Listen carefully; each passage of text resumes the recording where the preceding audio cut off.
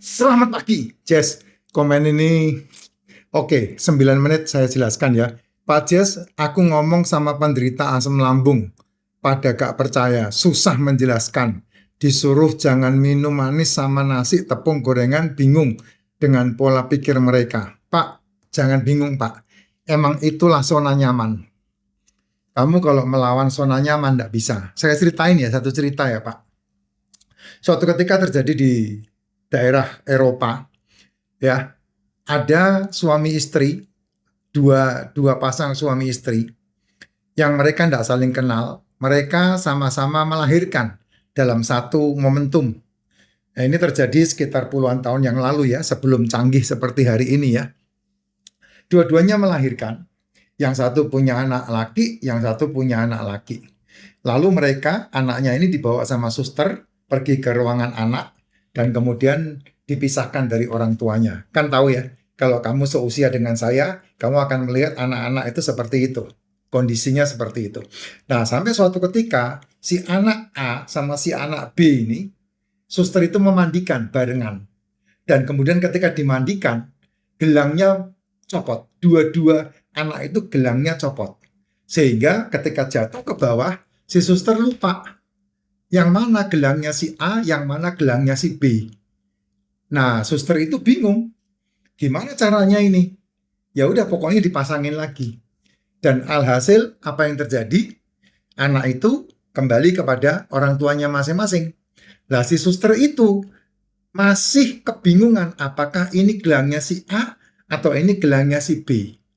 Nah, anak itu pulang dari rumah sakit sama-sama dibesarkan sama orang tuanya. Dan kemudian si suster itu mulai mengingat apa yang terjadi pada hari itu. Dan suster itu setelah anak itu usia sekitar 2 tahun, 3 tahun, suster itu memberanikan diri ngomong sama dokter. Dan kemudian dokter menyampaikan kepada orang tuanya bahwa anak mereka tertukar. Apa yang terjadi? Apakah mereka langsung menukarkan anaknya? Tidak. Dua-duanya bersepakat. Ini sudah anakku, aku sudah benar-benar jatuh cinta sama dia. Kenyamanan membuat dia tidak peduli dengan kebenaran.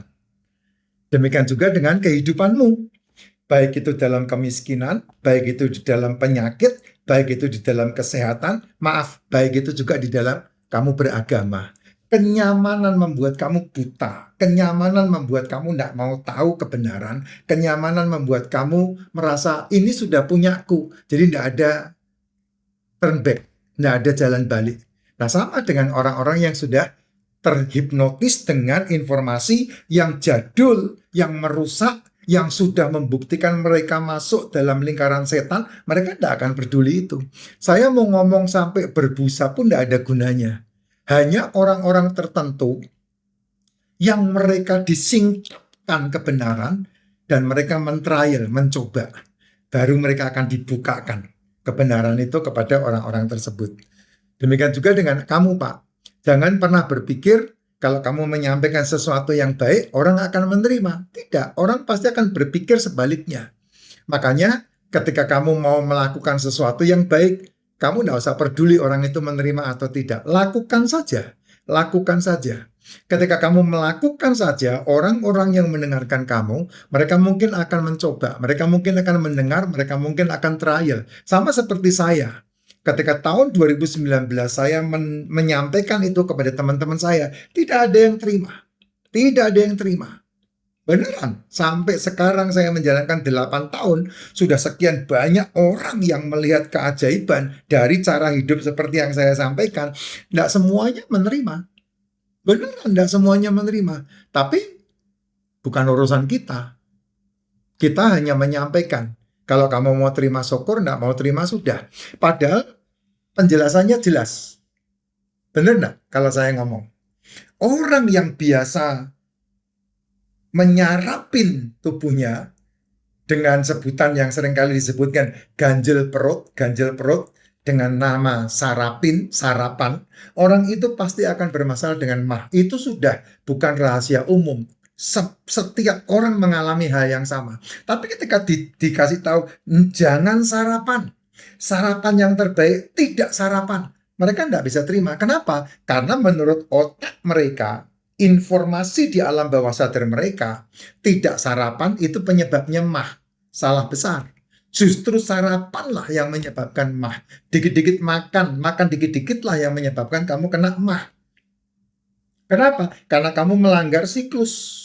Siklus yang harus kamu hormati. Di mana bangun tidur, otak itu dalam kondisi delta menuju ke beta. Mau tidur, otak itu dalam kondisi beta menuju delta. Kamu kalau ngelihat alam semesta, yang namanya menuju ke malam itu adalah pasang.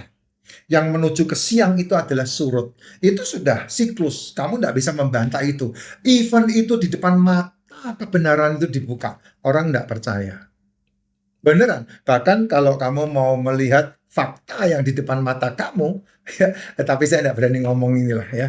Rawan kalau saya ngomong ini. Justru malah nanti kebalikannya. Saya tidak boleh membicarakan itu.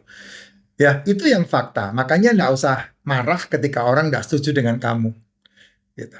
Karena yang jelas ketika kamu menjalankan, kamu yang menerima akibatnya. Tidak ada akibat tanpa sebab.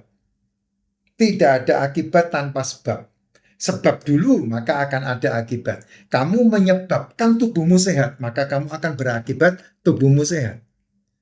Banyak teman-teman yang malah sudah tukak lambung. Lambungnya udah luka. Ketika dia mulai melatih dirinya tidak makan, tidak sarapan, dia hanya minum, dan saran saya kan minumannya racikan macin. Saran saya minumnya racikan macin. Racikan macin tambah suplemen. Probiotik, MCT, D3K2, liposomal glutathione, zinc, magnesium, propolis, royal jelly, itu suplemen-suplemen yang saya suggest. Itu suplemen itu pondasi itu, Jess. Untuk kehidupanmu. Daripada kamu harus melengkapi 16 mineral dari setiap suplemen yang ada, tidak kuat kamu. Kemahalan. Makanya ada racikan macin yang membantu untuk kamu mensuplai nutrisi dengan mudah dan gampang. Gitu.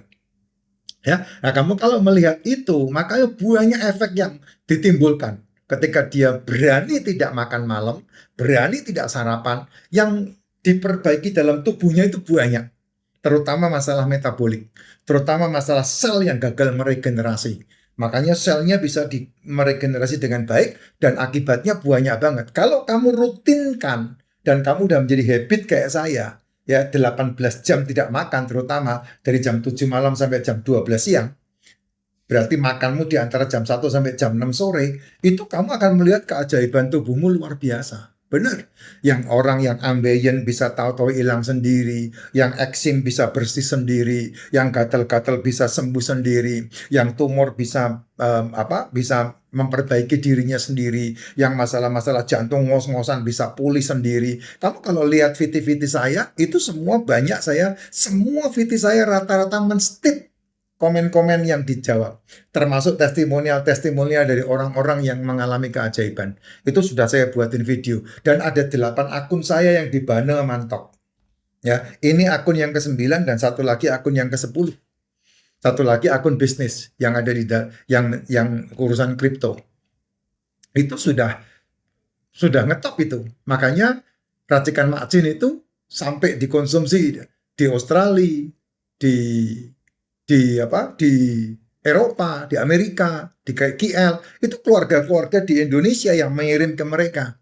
Ini loh, sampai fotonya yang ada di Australia dikirim ke saya, tak tunjukin ya. Bisa enggak ya?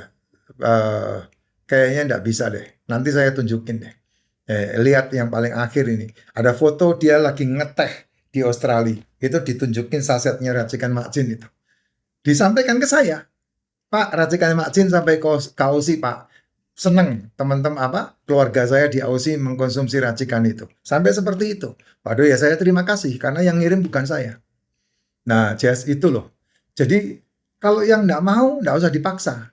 Biarkan saja, Pak. Ya, berkat itu kalau kita kasih ke orang enggak terima, berkat itu akan balik ke kita. Jadi kita enggak perlu marah.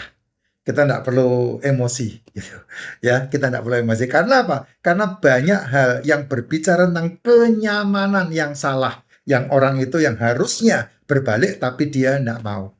Sehingga akhirnya kekecewaan terjadi ketika anak-anak itu menjadi besar, justru malah anak-anak itu bukan dia orang tuanya, sehingga bermasalah. gitu. Hati-hati dengan kenyamanan yang bukan